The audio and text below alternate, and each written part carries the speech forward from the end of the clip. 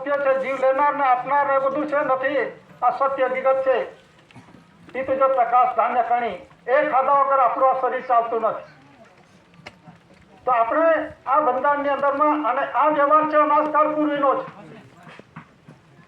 અનાજકાળ પૂર્વી એટલે કે જેનો નાશ ના થાય, આદિ અનાદિકાળનો આ ડોક્યુમેન્ટ શહીદસમાં લખવામાં આવ્યું છે.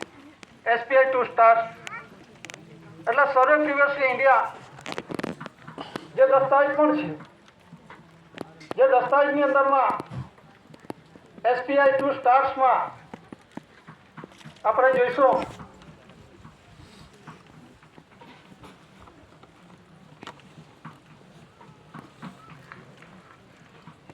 આ જે આમંત્રણ આપવામાં આવ્યું છે એમાં લખવામાં આવ્યું છે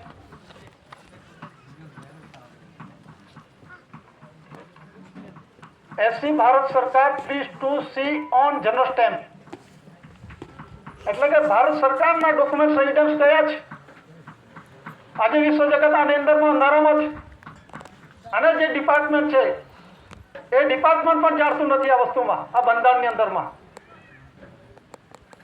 અને સત્તાની કુમારીની અંદરમાં પોતે રહે છે, પણ આ વ્યવહાર જાણો. અને એ વિશ્વ વ્યવહાર છે, વિશ્વ શાંતિ માટેનો છે, કોઈને લડાઈ ઝઘડો નથી. તો આ દસ્તાવેજની અંદરમાં એસી ભારત સરકાર please to see on general stamp, તે જનરલ સ્ટેમ્પની અંદરમાં જુઓ શું લખવામાં આવ્યું છે.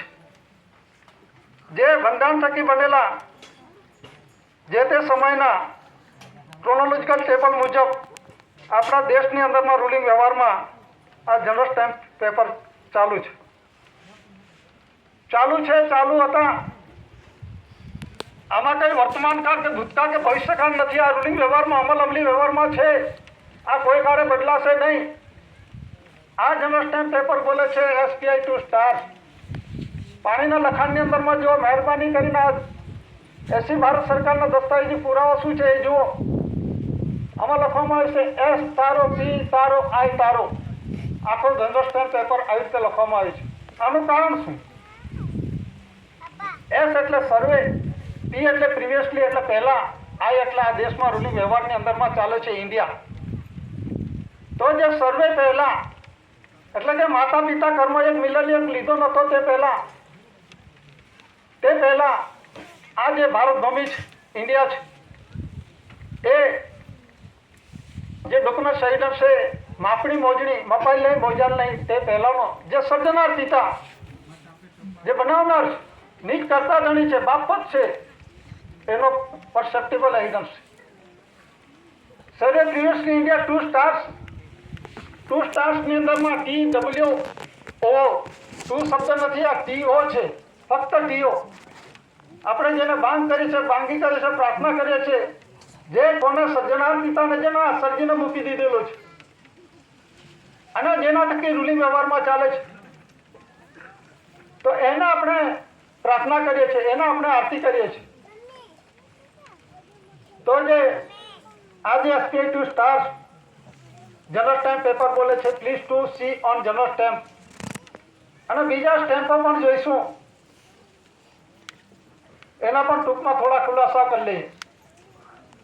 આ જનરલ સ્ટેમ્પ પેપર છે અંગ્રેજ સમયના શાસનમાં આ દેશની અંદરમાં રૂલિંગ વ્યવહારની અંદરમાં અમલી વ્યવહારમાં ચાલુ હતો.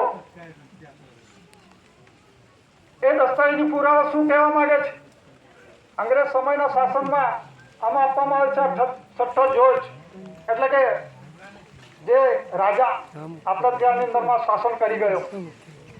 તો એ પોતે શાસન કરી ગયો, પણ વોટર લેટર વોટરમાર્કમાં પાણીની લખાણની અંદર પ્રકાશમાં જોઈશું તો શું લખેલું છે? ક્રાઉન તાજ કોનો છે? આમાં અંગ્રેજીમાં લખવામાં આવેલું છે ગવર્મેન્ટ ઓફ ઇન્ડિયા. એટલે આખું વિશ્વ જાણે છે ક્રાઉન તાજ કોનો છે. અંગ્રેજી લિપિમાં લખવામાં આવ્યું છે કે ગવર્મેન્ટ ઓફ ઇન્ડિયા, ક્રાઉન તાજ, મુગટ પાઘડીનો વ્યવહાર કોનો છે?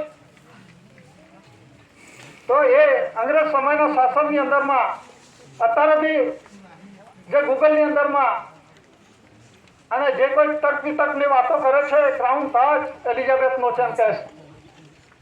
હા છે ખરું, પણ આનો ઓનર કોણ છે? એ ગવર્મેન્ટ ઓફ ઇન્ડિયા છે.